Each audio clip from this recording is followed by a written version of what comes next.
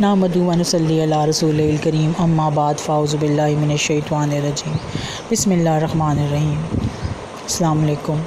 21 रमज़ानुल मुबारक हज़रत करमुल्लाह वजह का यौम शहादत है। वो अली जो काबा में पैदा हुए, आँख खोली तो सरवरे कुनैन को अपने घर में पाया। ज़रा बड़े हुए तो उनके साथ उनके घर में रहने लगे। 10 बरस के हुए तो अल्लाह ताला ने उनको ईमान के लिए चुन लिया। नौजवानों में सबसे पहले ईमान लाने वाले हज़रत अली रज़ी अल्लाह ताला अन्हो। जब मदीना को आपकी हिजरत हो रही है तो रसूल उनको बुलाते हैं और कहते हैं, ए अली मेरे बिस्तर पर सो जाओ और सुबह लोगों को उनकी अमानतें देकर मेरे पास चले आना। अपनी ज़िंदगी को ख़तरे में डालकर आका का हुक्म मानते हैं और सुबह कफ़ार मक्का के सामने तन्हा खड़े होकर उनके सवालों का जवाब देते हैं। हिजरत करते हैं और कुबा के मुकाम पर नबी पाक के साथ जा मिलते हैं। जब मदीना दाखिल होते हैं तो रसूलुल्लाह सल्लल्लाहु अलैहि वसल्लम, हज़रत अबू बकर और हज़रत अली तीनों ही मदीना में इकट्ठे दाखिल होते हैं। अब मुवाख़ात की हर मुहाजिर इंसार का भाई बन रहा है। हज़रत अली रह जाते हैं। आप सल्लल्लाहु अलैहि वसल्लम के पास आते हैं और फरमाते हैं कि आपने तो मुझे किसी का भाई नहीं बनाया। नबी आका उनका हाथ पकड़ते हैं और बाआवाज़ बुलंद फरमाते हैं, ए अली तुम दुनिया और आखिरत में मेरे भाई हो। सन 2 हिजरी है। जंग बदर का मैदान गर्म। हज़रत अली को आप सल्लल्लाहु अलैहि वसल्लम 2 सहाबा के साथ भेजते हैं। उन ज़माने में ये रवाज था कि जब जंगें हुआ करती थीं तो सबसे पहले हर फ़ौज का, हर ग्रुप का जो पहला सिपा सालार निकलता था वो सबसे बहादुर होता था, जिसे कॉम्बैट फ़ाइटिंग कहा जाती है, 1 to 1 का मुकाबला। इधर से हज़रत अली आते हैं, हज़रत हमज़ा आते हैं और हज़रत अबू उबैदा बिन हारिस आते हैं और दूसरी तरफ से वलीद और उतबा और शीबा आते हैं। पहले ही वार में हज़रत अली रज़ी अल्लाह ताला अन्हो वलीद का सर कलम कर देते हैं। उसका सर जुदा हो जाता है तन से और वो मारा इसी तरह से उतबा और शीबा भी पहले ही वार में हज़रत हमज़ा और हज़रत अबू उबैदा के हाथों जहन्नुम वासिल होते हैं। मुअर्रिख़ीन कहता है कि हज़रत अली रज़ी अल्लाह ताला अन्हो ने इसी ग़ज़वा बदर में 70 में से 35 कुफ़ार को जहन्नुम वासिल किया। जंग उहद में तलहा जो कि कुफ़ार का अलम थामे हुए था, अलम बरदार तलहा सामने आया हज़रत अली के। आपने वार किया उसके सर पर और उसका सर गर्दन से जुदा हुआ, कंधों से ढलकता हुआ रेत पर जा गिरा। खंदक का मैदान है। अमर इब्न वर्ज़ अल अमीरी आप पर वार करता है। आप उसे घोड़े से गिराते हैं। वो जवाबी हमला करता है जिससे हज़रत अली गुस्से में आ जाते हैं, लेकिन उस पर हमला नहीं करते और छोड़कर चल देते हैं। जब गुस्सा ठंडा होता है तो वापस आते हैं और फरमाते हैं कि अगर मैं उस वक्त तुझ पर हमला करता तो ख़ुद को राज़ी और अल्लाह को नाराज़ करता, क्योंकि उस वक्त मैं गुस्से में था। लिहाजा इसके बाद वो उसका सर कलम कर देते हैं और वो जहन्नुम वासिल हो जाता है। सामईन, खैबर का मैदान है। यहूदी जो अमारत और जंगी साजों से ख़ुद कफ़ील हैं, बड़े बड़े मजबूत 8 किलों में अपने आप को बंद करके बैठ गए हैं। मुसलमानों ने 8 में से 7 को तो जल्दी ही फ़तह कर लिया, मगर कामूस का किला सबसे ज़्यादा मजबूत था। रोज़ सहाबा कराम जाते मगर कोई खातिर ख्वाह नतीजा नहीं निकलता।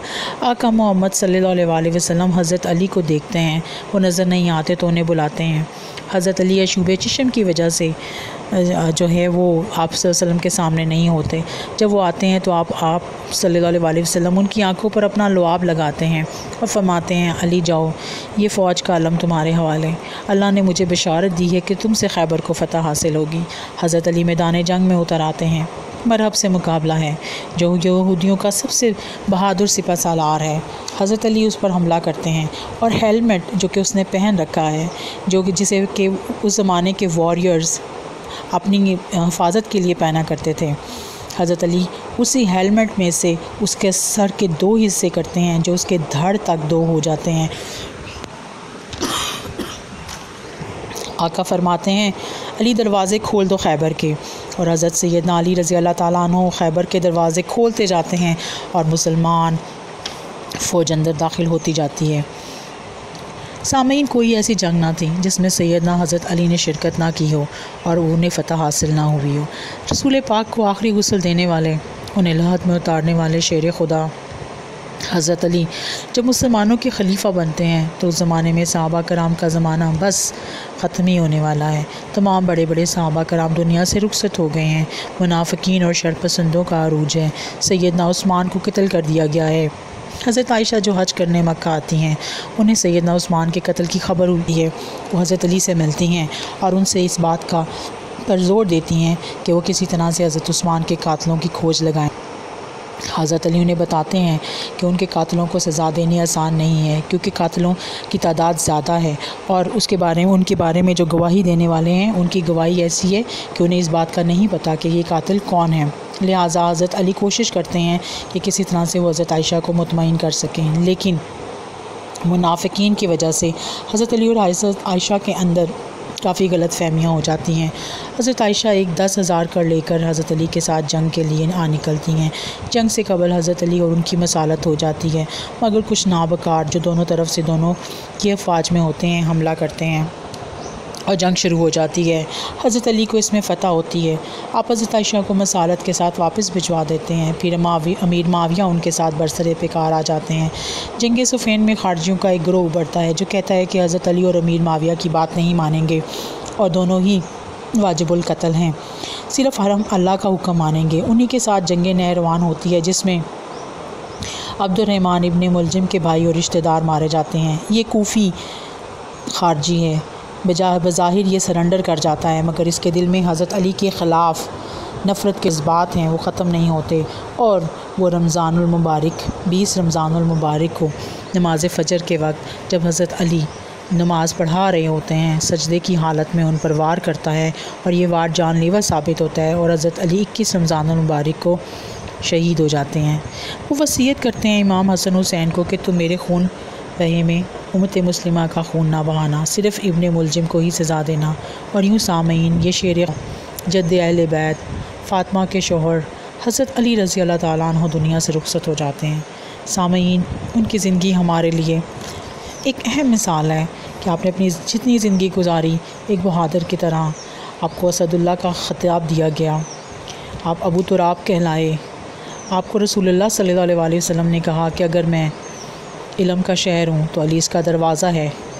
آپ کی شہادت بھی ایک بہادری کا منظر پیش کرتی ہے کہ اتنا خطرہ تھا خارجیوں کا، دشمنوں کا، مگر کوئی گارڈ نہیں تھا، کوئی آپ نے اپنی لیے کوئی محافظ دستہ نہیں رکھا ہوا تھا۔ سادگی کی یہ مثال آج کل کہاں ملتی ہیں؟ آئیں ہم دعا کریں کہ اللہ تعالیٰ ان اہل بیت کے صدقے ہم تمام کے مسائل حل کرے۔ سامعین، اس کے ساتھ ہی میں آپ سے اجازت مانگتی ہوں۔ اللہ تعالیٰ آپ کو اور میرا حامی و ناصر ہو، دعاؤں میں یاد رکھیں۔ اللہ حافظ۔